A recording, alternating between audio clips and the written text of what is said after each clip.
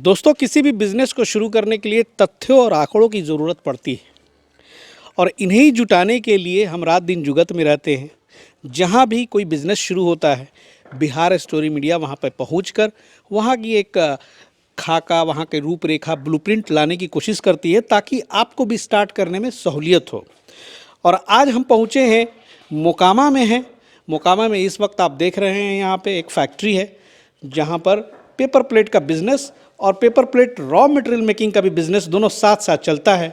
बारी बारी से मुलाकात कराएंगे, जो यहाँ के एंटरप्रेन्योर हैं उनसे समझेंगे इस बिज़नेस को कैसे शुरू किया, क्या क्या ज़रूरत पड़ती है।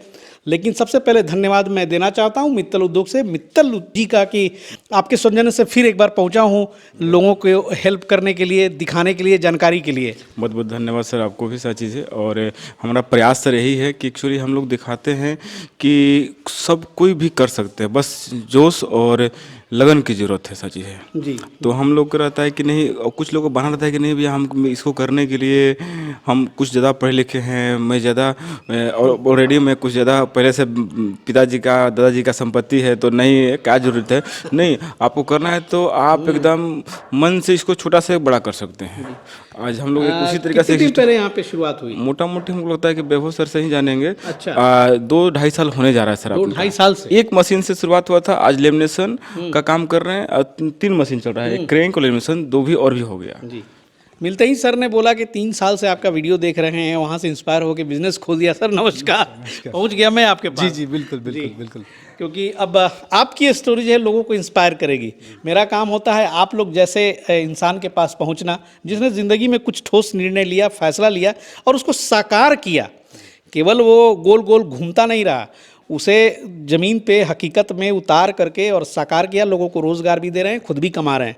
तो कैसे ये कहानी शुरू हुई? थोड़ा सा अपना प्रोफाइल बताइए, आप क्या करते थे, कैसे इसमें स्विच हुए? जैसे पहले हम एमएनसी में काम करते थे। अच्छा। एमएनसी का जॉब छोड़ने के बाद जब 2020 में लॉकडाउन स्टार्ट हुआ, अच्छा। उसके बाद फिर दिमाग में आया कि कुछ अपना किया जाए। तो उसी समय से फिर इन सब चीज़ों में लग गए, इसको स्टैब्लिश करने में, कैसे क्या होगा, नहीं वो कौन सा बिजनेस किया जाए, अपना लोकेलिटी क्या है, यहाँ पे क्या अच्छा चलेगा। तो उस हिसाब से मेरे दिमाग में ये पेपर प्लेट या जो भी इसका डिस्पोजेबल का बिजनेस समझ में आया।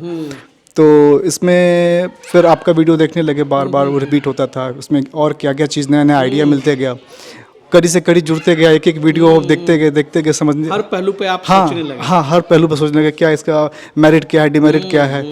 फिर जैसे जैसे फिर लगा कि हाँ मनीष जी का वीडियो जो है और इनका जो बैकग्राउंड जो है, जिस तरीके से ये अप्रोच करते हैं लोगों को और जो संतुष्ट करते हैं, कि अब हम इनके पास एक बार नहीं गए, हमसे मशीन लेने से पहले हम 2 बार 3 बार जा चुके हैं। अच्छा। हाँ, सब कुछ अच्छे से जानकारी लेकर के उसके बाद फिर हम इनके पास में फाइनली गए और उसके बाद डायरेक्ट इनको हम पेड किए और मशीन उसी दिन हम लेते आए। सबसे पहले कौन सा मशीन लेके आए? सबसे पहले हाइड्रोलिक लेके आए थे। हाइड्रोलिक मशीन लेके आए? हाँ हाँ। अच्छा। मेरे दिमाग में ये था कि चीज़ दिया जाए, ग्राहक को सही चीज़ दिया जाए। तो हाइड्रोलिक का जो इम्प्रेशन होता है बहुत अच्छा इम्प्रेशन होता है, उससे निकलता है जो भी प्रोडक्ट निकलता है, तो वही हम स्टार्ट किए। अच्छा, कितने दिन के बाद फिर ये रॉ मटेरियल वाली लाए? रॉ मटेरियल तो ये हाल फिलहाल 2 महीना 3 महीने के आसपास में होने जा रहा है। तो ये सिलसिला चला था लगभग 2-2.5 साल पहले का है और उसके बाद ये तीसरा मशीन है। अभी आने वाले समय में हो सकता है और बढ़ेगा, क्योंकि जिस तरीके से मेरे पास एरिया है, हम चाहेंगे कि इसमें और आगे बढ़ें और मनीष जी का मेरा जो है ना इनका सपोर्ट मिलता रहे। एरिया की खूबसूरती तो सर बयान नहीं कर सकता, मतलब अद्भुत, अलौकिक, मतलब क्या बताएं, यहाँ से जाने का मन नहीं कर रहा है। एकदम गंगा के किनारे इनका एक खूबसूरत सा मकान है, उसके आगे काफ़ी खूबसूरत पेड़ पौधे लगे हुए हैं, बहुत अच्छा स्पेस है, खुला हवा और प्रकृति के बीच में आप यहाँ पे हैं।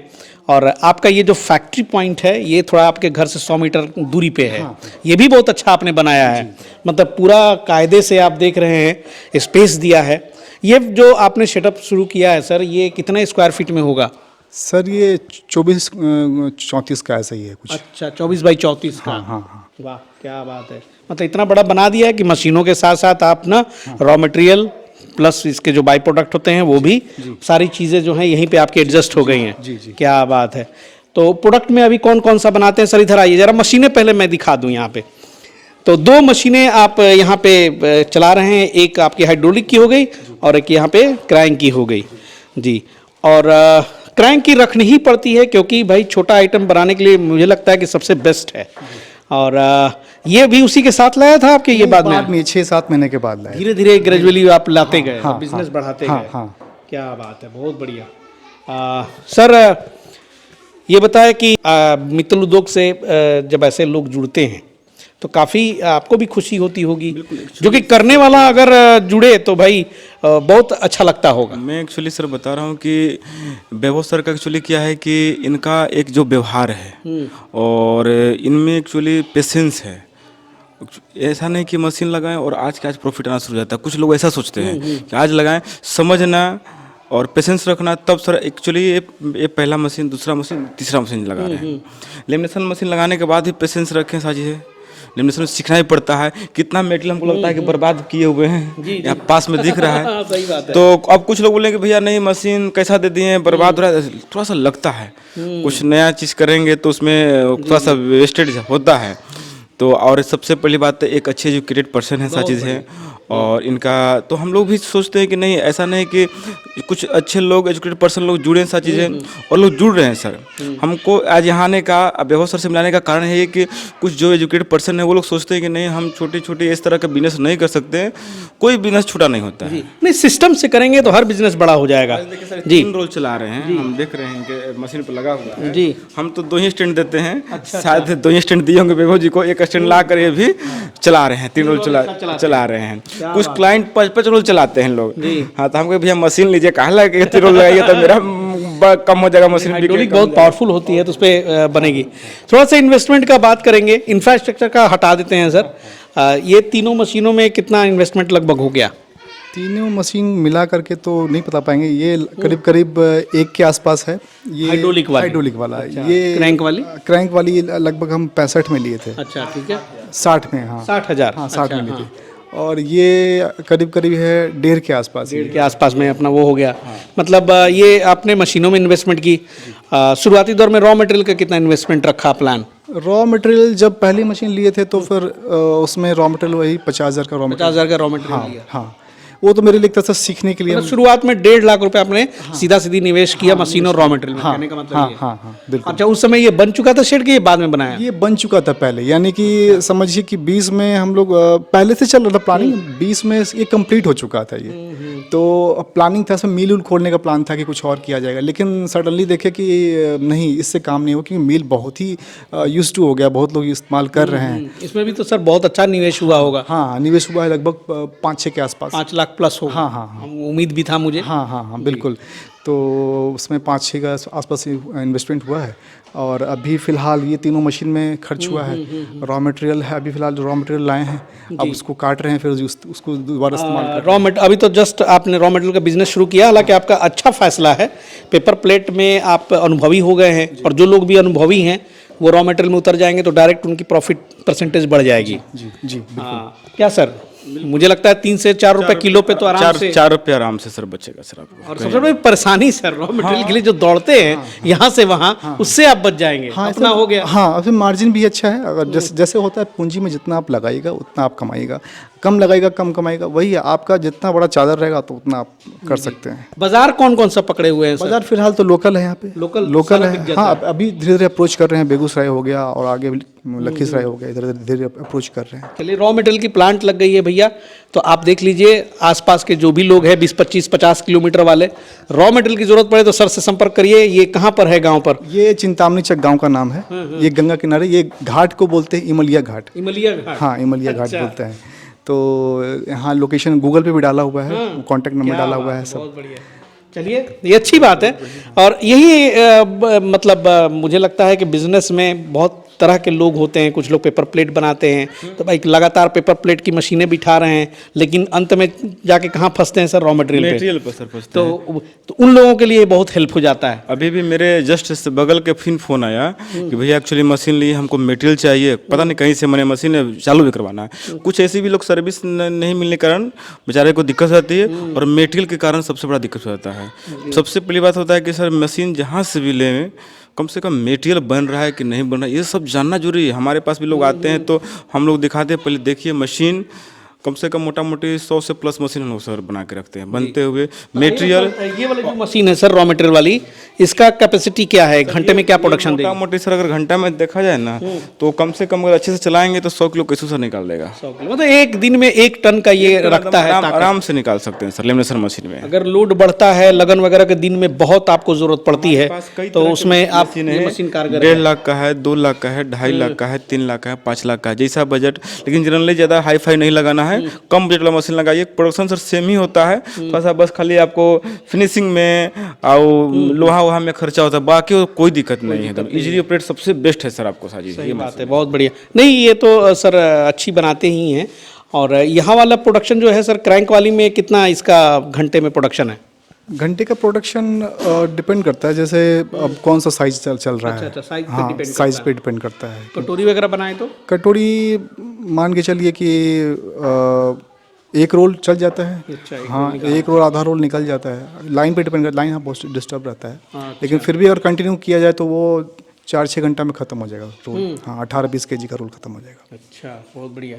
और ये तो भाई बहुत बड़ा ये पेपर प्लेट का कहिएगा महाबली है ना, 3-3 आप काट रहे हैं सर, इसका तो प्रोडक्शन जी न्यू डाई लगाए हैं, ये पहले से भी बेहतर काम कर रहा है। हाँ, पहले से बेहतर काम कर रहा है। इसमें चाहे तो सर कितना काट सकता है सर? ये सर आपको जैसे 2 रोल लगा के सर 1200 निकालता है, 3 रोल लगाए तो ज़्यादा निकलता होगा सर। ज़्यादा निकलता है। सही बात है, वो एक कहीं पंच में 3-3 कट रहे हैं तो ये बहुत बड़ा फायदा हो जाता है। फिनिशिंग में कहीं तरह की शिकायत का मौका नहीं। ये मशीन मेरा एक्चुअली हम लोग ज़्यादातर बना के ही रखते हैं। इस मशीन में सर क्या है कि आपको एकदम पानी की तरह चलेगा, ये नहीं कि चेन उतरने का शिकायत सर है सामने है। अब चला रहे हैं 2 साल से, तो जब क्या से मैंने शिकायत का मौका अगर होगा तो सर खुद बताएंगे। ये बहुत कितने साल हो गए सर कभी शिकायत का मेरा मौका? ये कहना है, अब स्टार्टिंग में जो हम इसमें उतरे ना, तो पहले ये नहीं सोच के उतरे कि मालिक हैं हम, ये सोच के उतरे कि नहीं, हमको इसको ऑपरेट करना जानना है, कैसे ऑपरेट किया जाए, चाहे इसमें हाथ गंदा हो जाए या हाथ लहूलुहान हो जाए, लेकिन समझना है कि एक एक नट एक एक पुर्जा चलता कैसे है ये, तभी हम समझ पाएंगे और तभी किसी और को हम समझा पाएंगे।